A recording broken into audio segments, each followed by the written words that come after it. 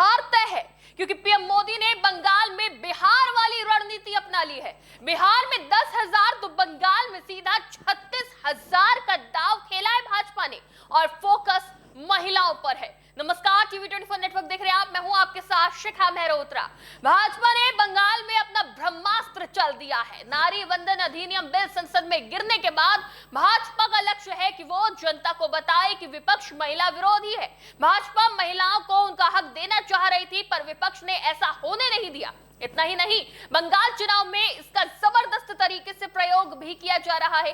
बांकुरा में एक रैली को संबोधित करते हुए प्रधानमंत्री नरेंद्र मोदी ने कहा कि बंगाल की महिलाएं 33% आरक्षण चाहती थी, हमने ये सुनिश्चित किया, लेकिन टीएमसी नहीं चाहती थी कि बंगाल की ज्यादा बेटियां एमएलए और एमपी बने। इतना ही नहीं, बंगाल में सरकार बनाने को आतुर भारतीय जनता पार्टी ने बिहार की तर्ज पर बंगाल में भी महिलाओं को आर्थिक रूप से मजबूत करने के लिए बड़ा ऐलान कर दिया है, जिसके बाद माना जा रहा है कि बिहार में भाजपा की सरकार बनना तय है।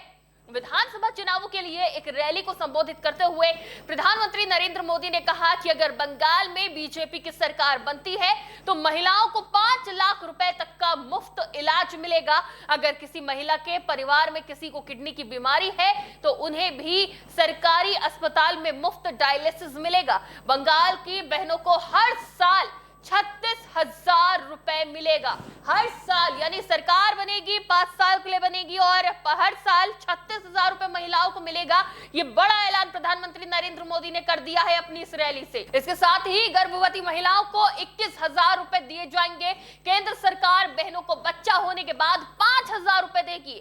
बेटियों की पढ़ाई के लिए 5,000 रुपए दिए जाएंगे। मुद्रा योजना के तहत महिलाओं को स्वरोजगार के लिए 20 लाख रुपए मिलेंगे। पीएम मोदी ने कहा कि खेती बाड़ी से जुड़ी महिलाओं को हर साल 9,000 रुपए अतिरिक्त मिलेंगे। प्रधानमंत्री ने आरोप लगाया कि तृणमूल कांग्रेस ने महिलाओं को ज्यादा राजनीतिक प्रतिनिधित्व देने का विरोध किया और 33% आरक्षण वाले बिल को पास होने से रोका है। बांकुरा में रैली को संबोधित करते हुए पीएम मोदी ने कहा कि बंगाल की महिलाएं 33% आरक्षण चाहती थी, हमने ये सुनिश्चित किया, लेकिन टीएमसी नहीं चाहती थी कि बंगाल की ज्यादा बेटियां एमएलए और एमपी बने। उन्होंने आरोप लगाया कि तृणमूल ने कांग्रेस के साथ मिलकर इस कानून को रोकने की साजिश रची है। पीएम मोदी ने इसे राज्य में महाजंगल राज का उदाहरण बताया। प्रधानमंत्री मोदी ने कहा कि बंगाल में महिलाओं को बीजेपी शासित राज्यों की तुलना में कम लाभ मिल रहे हैं। उन्होंने वादा किया कि सरकार बदलने पर कल्याणकारी योजनाओं को और मजबूती से लागू किया जाएगा। इसमें गरीब महिलाओं के लिए मुफ्त राशन सहायता भी शामिल है।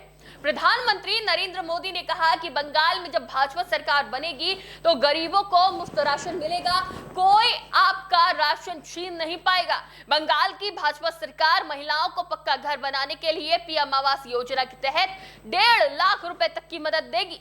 बंगाल में भाजपा सरकार बनते ही महिलाओं को 5 लाख रुपए तक की मुफ्त इलाज की सुविधा आयुष्मान योजना के तहत दी जाएगी। प्रधानमंत्री ने आगे कहा कि टीएमसी घुसपैठियों को लाभ देने के लिए हर कानून नियम तोड़ देती है। टीएमसी धर्म के आधार पर आरक्षण देने में जुटी है और संविधान की भावनाओं का गला घोटने में लगी हुई है। प्रधानमंत्री नरेंद्र मोदी ने कहा कि मैं बंगाल में जहां भी जाता हूं, हर जनसभा पहले से ज्यादा बड़ी होती जा रही है। ये माहौल प्यार, उत्साह, उमंग और ये निर्मम सरकार के प्रति गुस्से का भी प्रतीक है। पीएम मोदी जहां एक तरफ टीएमसी और विपक्ष पर महिला बिल के विरोध में वोट करने को लेकर हमलावर हैं, तो वहीं सरकार बनने पर महिलाओं के लिए 36,000 रुपए के ऐलान को भी लेकर चर्चा में है। प्रधानमंत्री नरेंद्र मोदी की तरफ से तमाम योजनाओं का ऐलान करने के बाद अब माना जा रहा है कि भारतीय जनता पार्टी ने अपना मास्टर स्ट्रोक चलकर कहीं ना कहीं एक भूमिका बना दी है कि जनता उससे प्रभावित हो जाए। इसको देखते हुए माना जा रहा है कि बंगाल में भाजपा को बड़ी जीत मिल सकती है। बिहार में एनडीए की बड़ी जीत के पीछे कहीं ना कहीं 10,000 रुपए वाली स्कीम की अहम भूमिका मानी जाती है और अब वही रणनीति और उससे बड़े स्तर पर बंगाल में खेल बदल सकती है।